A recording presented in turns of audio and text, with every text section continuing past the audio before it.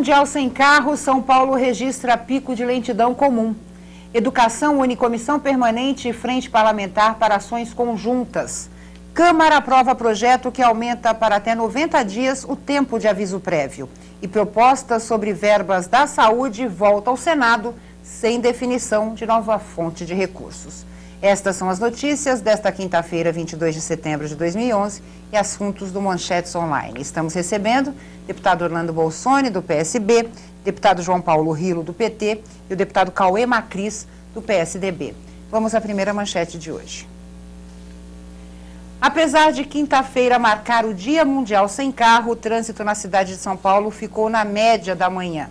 Às 9 horas, a CET registrou o pico de lentidão de 76 quilômetros, normal para o horário segundo a empresa. Contando com os paulistanos que tiverem deixado o carro em casa, a CPTrans ampliou hoje o horário de pico do sistema em 2 horas. Eu até pensei, deputado Orlando Bolsoni, em deixar o meu carro em casa.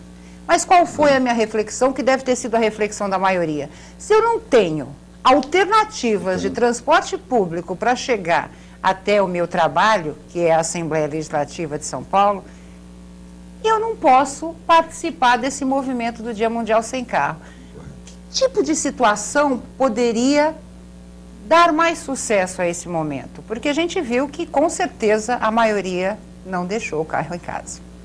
Primeiro é uma honra estar com você, estar com o deputado João Paulo Rilo, meu colega da minha cidade, meu amigo, e outro amigo também, fui amigo do seu pai, o Cauê Macris, filho do competente deputado Vanderlei Macris. E o tema, ele chama a atenção para a questão, a importância do tema é a questão do consumo responsável, além da questão ambiental. E a verdade é que o país, ao longo da sua história, ele talvez tenha que fazer uma reflexão, como está fazendo hoje a respeito de infraestrutura, mas tem que fazer também com relação ao transporte, aos meios que as pessoas têm para se locomover, as pessoas de oferecer alternativas. No caso em especial da Assembleia, por exemplo, nós não temos essa cobertura, nós não temos o metrô e a rede também de ônibus, ela não atende. O dia serve, eu acho, para essa reflexão, para chamar a nossa atenção. Acho que é um momento, veja que importante aí, ainda hoje em plenário, eu chamava a atenção a questão da Copa do Mundo. As pessoas no exterior estão acostumadas a se locomover por ônibus e por metrô, então é um momento de buscar essa reflexão, mas eu tenho otimismo. Acho que nós vivemos um momento de integração de governos, de respeito, governo federal, governo estadual, separando a questão ideológica, partidária, que nós devemos respeitar, mas eu acho que vai se construir, por exemplo, há uma projeção de estação de metrô nas proximidades, ligando inclusive o aeroporto de Congonhas. Então, essa infraestrutura, eu tenho certeza que está sendo repensada. O tempo que talvez esteja apertado, mas é uma construção de médio e longo prazo. Quem sabe daqui a alguns anos eu não vou deixar meu carro em casa, deputado João Paulo Rilo, e me corrigindo aqui, é SPTrans. Eu falei CPTrans, mas é SPTrans. O que refletir nessa data, né? Porque não adianta, a gente tem grandes problemas numa cidade como São Paulo. A gente vê o incentivo ao uso de bicicleta, mas a gente não tem ciclofaixas ou ciclovias. A gente não tem uma continuidade. A gente vê o incentivo a deixar o carro em casa, mas, por exemplo, no meu caso, eu teria que tomar 2 conduções, perdendo um tempo maior para chegar ao trabalho. Além da questão do transporte público, nessa data, o que é bom refletir? Depende, na minha opinião, concordo com o Orlando em grande aspecto, mas é uma insistência para mudança de hábito e cultural, não tem outra saída. E a gente enfrenta uma contradição muito grande, porque a gente festeja todos os dias o crescimento da economia, principalmente no que diz respeito ao consumo, e está diretamente ligado à aquisição dos bens móveis, a motocicleta, carros, automóveis. E é uma grande contradição, porque, né, a gente se por um lado a economia, ela ajuda a economia do país, por outro, o país padece de um plano de mobilidade, de um pacto de Estado pela mobilidade no país, é o que eu defendo. Se não houver isso, dificilmente a gente vai ter solução. Eu não sou otimista em relação à questão da mobilidade urbana nos grandes centros. Não, a gente tem só em cidade 7 milhões de veículos na cidade de São Paulo. Eu não vejo um horizonte, ainda não... É claro que deve ter saídas e nós devemos buscá-las, mas hoje eu não vejo nenhuma discussão mais substancial sobre uma mudança nesse aspecto. Infelizmente, a gente vai... Porque a demanda exige. Vai ter outras linhas de metrôs, você vai ter trem de alta velocidade, mas a demanda só vai aumentar.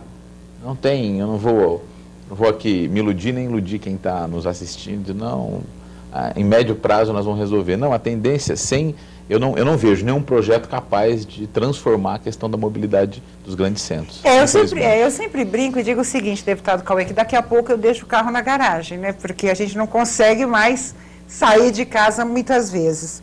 Mas o senhor é otimista ou pessimista? Bom, primeiro cumprimentar você, nosso colega João Paulo Rilo, nosso professor Orlando Bolsoni, um prazer muito grande estar com vocês mais uma vez. Mas eu vejo essa manchete em si, o Dia Mundial Sem Carro, não simplesmente como uma ação que você deve deixar o carro em casa. Acho que isso para reflexão. Qual o transporte público que nós queremos? Qual o transporte público que nós precisamos? Acho que essa reflexão que tem que ser colocada. E que nós pagamos, né? Que nós pagamos. Os especialistas têm dito, né, não tem outra alternativa a não ser você fomentar o transporte público de qualidade. Então é metrô, trem, ônibus, as linhas de ônibus, as linhas de trem, as linhas de metrô. Acho que isso que é a principal obrigação que a gente tem, inclusive como governante, como homem público, né, de fomentar. Você pega um dado interessante aqui. Hoje o Brasil transporta 8,5 milhões de passageiros dia via trem e metrô. Desses 8,5 milhões, 6,3 milhões é na cidade de São Paulo.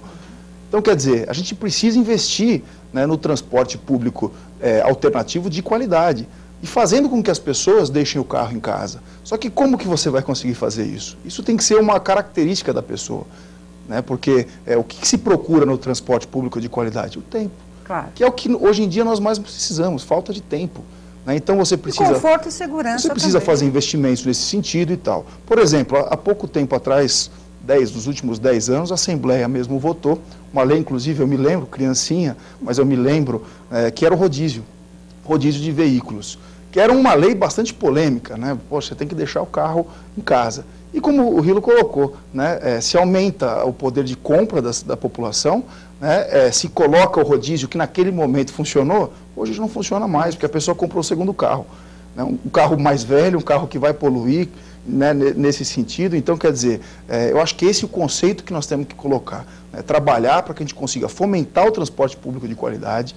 Inclusive, do próprio PPA, nós estamos trabalhando isso aqui na Assembleia Legislativa, um investimento muito em metrô. São Paulo está investindo em metrô, né? Você pode colocar a própria meta de 70 quilômetros, passar para 100 quilômetros de metrô aqui na cidade de São Paulo, investindo em trens urbanos. Essa interligação entre grandes centros e regiões metropolitanas é importantíssima. Já se fala, inclusive, em bolsões de estacionamento nas entradas das rodovias, com ligação pelo metrô, para que as pessoas que venham de fora das cidades possam deixar os seus carros nesses bolsões e utilizar-se o transporte público. Esse é nosso fomento, eu acho que é isso que a gente tem que fomentar e trabalhar. A gente tem outra questão cultural, né? O brasileiro não é caronista. Hoje quem anda por São Paulo, olha, eu mesma, ando sozinha dentro do meu carro, né? A gente olha para o lado, no máximo, 2 passageiros por automóvel.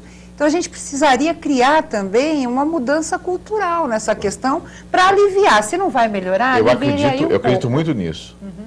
De um forte programa completo de infraestrutura, mas principalmente de mudança educacional e cultural, para médio e longo prazo a gente colher resultados. Porque a gente lendo no papel é muito bonito o plano, né? A gente espera só que seja não é só construir estradas, claro. Né? Não é só estradas, vias, porque não adianta.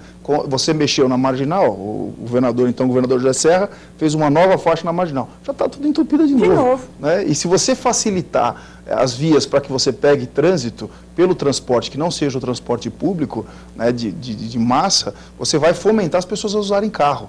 Então, acho que é o contrário, o investimento ele tem que se dar no transporte público. Entendi. Diga, deputado. Não, eu ia falar a questão da... veja que as opiniões, elas se complementam. Agora, é importante ter essa ideia de médio e longo prazo. E o detalhe é que, se nós não começarmos, é óbvio, vai chegar a ponto de cidades, por exemplo, como Londres, que se já existe um quadrilátero central onde há impedido, onde você não tem, é proibido o trânsito. Aqui já se pensou em alternativas. Aqui já se falou até em pedágio urbano, né? Pelo amor de Deus, exato, né? O próprio Fábio Feldman, que estuda esse assunto há muito tempo.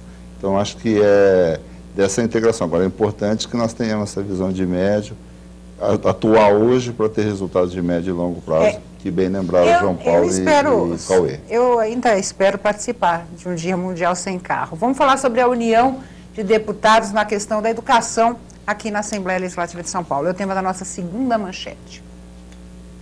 Foi lançada na quarta-feira, durante a reunião da Comissão de Educação, a Frente Parlamentar da Educação. Coordenada pelo deputado Edinho Silva, do PT, o grupo de trabalho vai debater com os parlamentares, inclusive os membros da comissão, questões que contribuam para a melhora da qualidade do ensino no Estado, entre elas o Plano Estadual de Educação, que em breve será encaminhado à Assembleia Legislativa. É um plano muito esperado pelos parlamentares, a comissão tem discutido essa questão. Deputado Cauê Macris, essa união fortalece o trabalho do Legislativo? Como é que o senhor vê isso? Claro, eu acho que todos os deputados eles têm o foco com a questão da educação, né, como uma prioridade, né, seja educação básica, seja educação técnica, educação de nível superior, né, é importantíssimo a gente fomentar. E eu acho que essa ação do deputado Edinho Silva vai de encontro com isso. Nós temos feito o nosso trabalho, a Assembleia Legislativa aprovou, inclusive, recentemente, uma demanda, que era uma demanda muito requisitada pelos próprios professores, que era o aumento salarial, que eu acho que também é um dos focos importantes dentro da questão da educação, que não é simplesmente construir escolas, informatizar escolas, colocar e ter um material pedagógico de qualidade, como já tem colocado o material pedagógico, mas precisamos também fomentar os professores. Foram 42% de aumento ao longo de 4 anos, o projeto de lei que nós aprovamos, os deputados aprovaram aqui, de aumento aos professores, e alinhado a um plano de educação, eu acho importantíssimo, um plano complementar, junto com os deputados, discutido, para que a gente possa melhorar cada vez mais a nossa educação. É interessante salientar que a gente viu essa semana a apresentação de um raio-x da Frente Parlamentar de Enfrentamento ao Crack, e que eu acho que está diretamente ligado a isso. Enquanto a criança usa crack, ela não vai à escola. Então, eu acho que discutir essa questão, englobando todas as situações, é muito interessante. Principalmente, você falou a questão salarial, que não é o suficiente ainda para o professor, a questão da violência. A gente viu essa semana uma professora que foi agredida por um aluno porque o aluno ela pediu para o aluno desligar o celular, e também o Plano Estadual de Educação. Como é que fica o fortalecimento das ações do Legislativo exatamente nessa questão, deputado Rilo?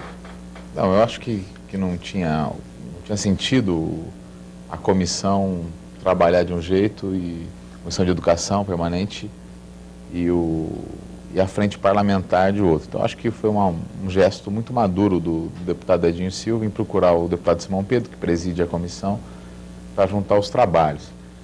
Agora, nós temos que pontuar as coisas, porque senão elas não ficam claras. Existe ao longo do tempo um desprezo por parte de quem teve um comando do Estado nos últimos anos, nos últimos 20 anos ou mais, em relação à educação. O Estado, o governo do PSDB em especial, nunca tratou a educação como algo estratégico para o desenvolvimento do país, do Estado. É um caos. E o aumento real ao longo desses 4 anos, uma vez que você tem a previsão de inflação, ele não vai chegar nos 42%. Eu tenho que reconhecer que tem um avanço, sim, comparado a todo o desmonte da educação ao longo do tempo. Mas também não acredito. A valorização do profissional da educação, ela é fundamental, ela é imprescindível. Sem profissional da educação valorizado, qualificado, com o tempo do ócio qualificado, sem a sobrecarga não tem educação. Mas mais do que isso, nós temos que compreender que unidade escolar que nós queremos. A escola ela não pode continuar como um objeto estranho na comunidade, que é o que acontece. Esses estranhamentos, o gesto de violência é o estranhamento da sociedade para com a educação, para com a unidade escolar. Mas o senhor colocou o ponto primordial na primeira fala, que é a questão do aumento da demanda, né? A gente tem uma população maior. Eu estudei em escola pública. Eu tinha qualidade de ensino, havia uma briga, tinha fila para estudar na minha escola estadual Dom Pedro, ali nas Perdizes. Tinha fila e briga para estudar no Caetano de Campos, né? Então, eu acho que a própria realidade, esse inchaço, né, e a falta de planejamento, sem questionar a situação partidária, faltou um pouco de planejamento mesmo nessa questão da educação. Ver que a população estava crescendo e que a educação pública precisava de um investimento para acompanhar. Eu sou um defensor da unificação da educação. Não tem o menor sentido hoje o que acontece, esse desmembramento. O município ele fica com uma responsabilidade. Então, a sociedade ela foi lançada à sorte. Se você tem um governante municipal que cuida bem do ensino básico e fundamental, você pode, né? Aí ele vai para o ensino médio, é o caos que é o ensino médio. Aí o ensino superior é a responsabilidade do governo federal, que é o que mais avançou nos últimos anos. Eu sou defensor de um plano nacional de educação, da unificação da educação e de um plano nacional para erradicar o analfabetismo no país. Falar de educação não é só falar de sala de aula, é muito mais do que isso. É muito mais do que isso. Infelizmente, aqui não é um ataque gratuito ao governo do Estado, mas é insuficiente. Eu sei reconhecer as coisas positivas. Para mim, o grande gesto positivo da educação foi a nomeação do atual secretário. Considero uma pessoa de muito boa fé, muito bem intencionado. Não sei se ele resiste com a sua intenção, né, a um governo que não tem educação como prioridade. Não é a prioridade do atual governo educação. Então, isso vai gerar uma contradição que ele vai... mas o governo já sinalizou esse avanço do salário. Eu acho que é uma forma até de você começar a acreditar que há vamos dizer assim, uma vontade mesmo de reestruturar essa educação que está aí, porque o próprio país está vendo, né? Se não aplicar em educação, as crianças vão continuar indo para as drogas, as pessoas não vão estar qualificadas para o mercado de trabalho, e isso atinge diretamente a economia de um país que está em pleno desenvolvimento. E a questão educacional vai ser fundamental, porque nós vivemos agora a era do conhecimento, né? Deputado Cauê e deputado João Paulo. É um momento que nós vamos, vai ser a estratégia tal qual foi a agricultura, tal qual foi a industrialização, agora é a questão do conhecimento. A questão de planos que é importante. O deputado João Paulo lembrou bem, o professor Herman, foi nosso reitor na Unesp, então uma pessoa qualificada. A questão de planos... Que já mostrou vontade de mudar, mostrou, né? De vontade. Ele está visualizando aí o acompanhamento nosso aqui e a frente e a Comissão de Educação vai exercitar esse papel e vem já exercitando com competência, é a questão de plano de longo prazo. Eu acho que é muito importante. E os planos, de novo, não vamos deixar o emergencial, tal qual lembrou. A questão do professor, a questão que a escola se esvaziou, que o João Paulo e Cauê lembraram bem. Eu fui professor de colégio e professor na universidade. Nós de APM, a participação, como trazer a participação da família. Resgatar, na verdade. Né? Veja, por exemplo, João Paulo conhece bem lá em São José do Rio Preto o grupo escolar onde eu estudei, o Vitor Brito Bassi, onde eu licionei depois, uma reunião de pais, reuniu 400 pais. Faça isso hoje. Hoje nós acompanhamos, não sei como é a região do Cauê, é difícil para você colocar 20 pessoas para discutir a situação da escola. E talvez um desafio também, aí hoje nós estamos plantando de desafios, é como atrair para participar, para estar junto, e que é fundamental. Exato. A escola não é atraente. Como tornar a escola atraente. Geral, né? De currículo, se você me permitir, Ana, eu inclusive discordando do deputado João Paulo, né, eu vejo hoje o Estado de São Paulo totalmente diferenciado na questão da educação do que é o Brasil. Isso é uma coisa que é fato, é concreto. A gente vê um ministro da Educação, no caso do Fernando Haddad, acabando com o Enem, acabando com ações importantes do governo federal que tinham de avaliações, inclusive de conceitos. Hoje o Estado de São Paulo não tem demanda de escola. As demandas que tem, o Estado vai lá e constrói a escola. Isso tem sido feito não só na região de Campinas, mas em todas as regiões do estado. Hoje a criança que quer estudar, ela tem uma escola para estudar. Foi investido ao longo do tempo na parte de informatização. Hoje todas as escolas do estado de São Paulo contam com internet, contam com computadores, contam com uma infraestrutura necessária. Não falta material pedagógico nas escolas. Eu concordo que em alguns pontos, realmente, eu acho que faltava um avanço, como a questão salarial dos professores. Os professores precisam ser valorizados. Mas chegou o momento de fazer. Né? Você, infelizmente, o poder público, ele não tem condição de você fazer tudo aquilo que você gostaria. Todo governador gostaria de fazer um investimento. Né? Nós estamos, inclusive, agora, semana que vem, vamos discutir e votar o aumento dos policiais. O governo gostaria de dar mais do que pode dar, mas você tem um limite de discussão. Aí, quando você fala num aumento gradual em 4 anos para os professores, sendo que um salário base, né, do próprio Estado de São Paulo, inicial, de R$ 1.600 passa para R$ 2.400 o salário do professor, enquanto o piso nacional, defendido pelo ministro Haddad, né, é R$ 900. Como que a gente pode comparar a educação do Estado de São Paulo com a educação do Brasil? A educação do Estado de São Paulo tem muito a se fazer. Por isso a unificação. Eu acho que aí você vai ter os 3 entes né, responsáveis por tudo. Eu vou me permitir tentar contribuir.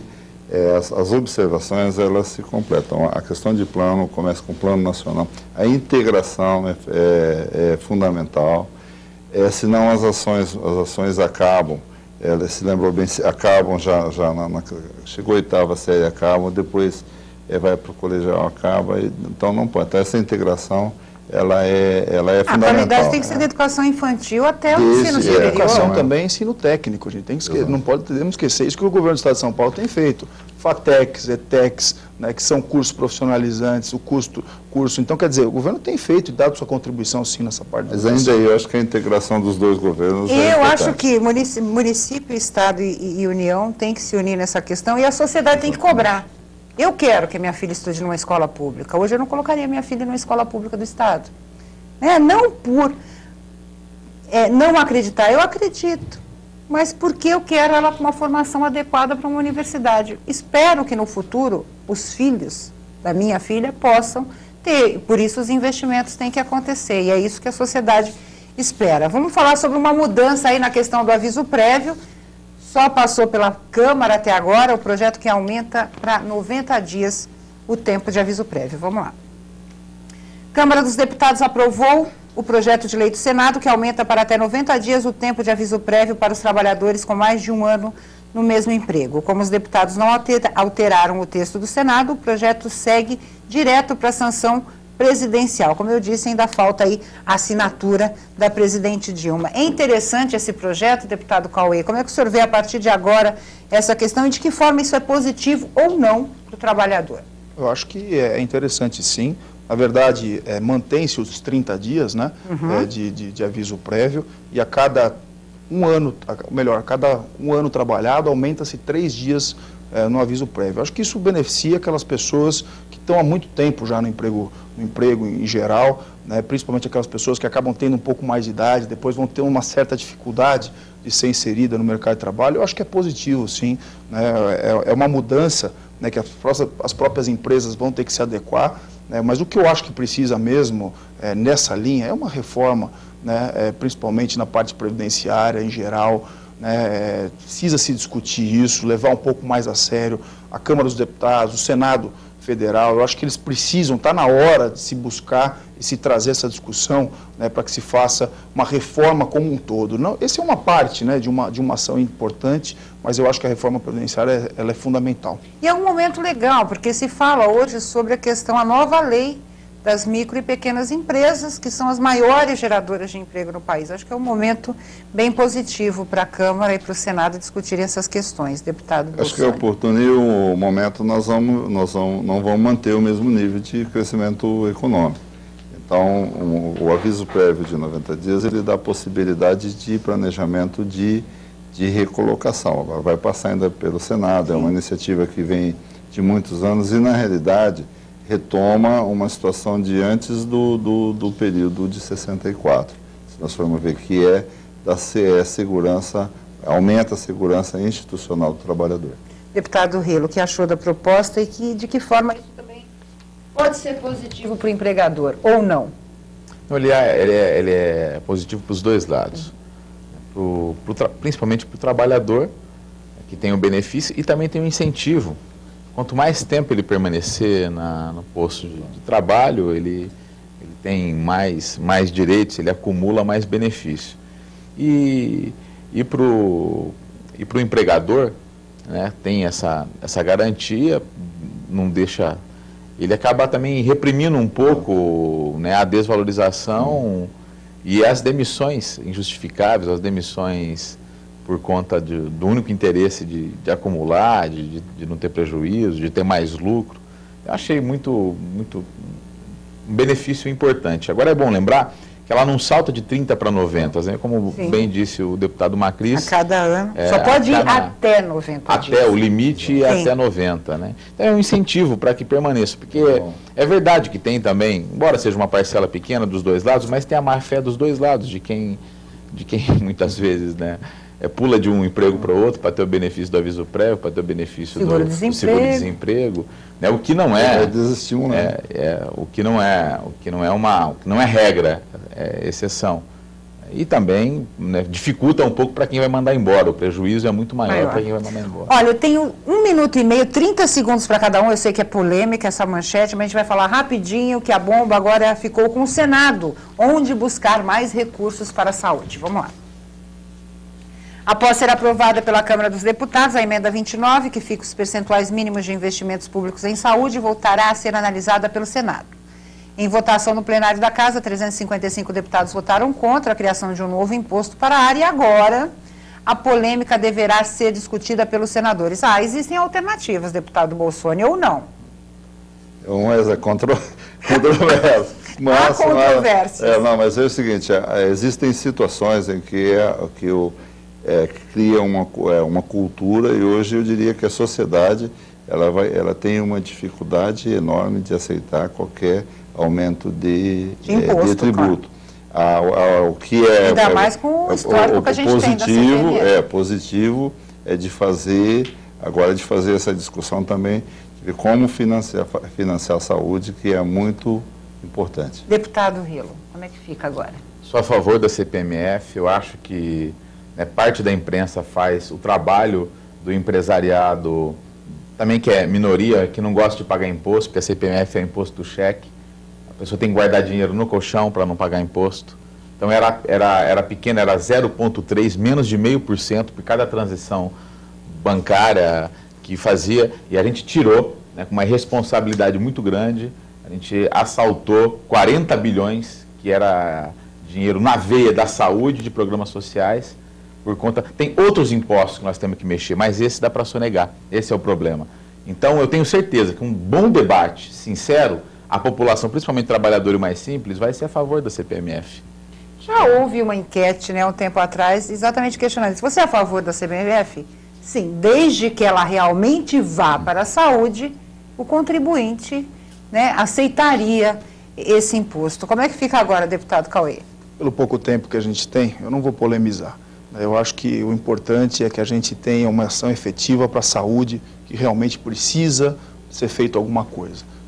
E só funciona com dinheiro. E só funciona com dinheiro, mas tem outras maneiras também de você conseguir dinheiro, você fazer um ajuste fiscal, você diminuir o número de pessoais, cargos de comissão. Tem uma série de ações efetivas que estão sendo feitas, mas algo precisa ser feito, a saúde precisa ser debatida, porque realmente nós estamos passando por um momento muito grave. Lembrando que estados e municípios desde 2002 têm que destinar 12% o estado para a saúde e 15% o município. Quero agradecer, deputado Cauê, deputado Orlando Bolsonaro, deputado Rilo. Quero agradecer a você. O Manchetes Online vai ficando por aqui. Nós temos um encontro no próximo programa. Um grande abraço e até lá.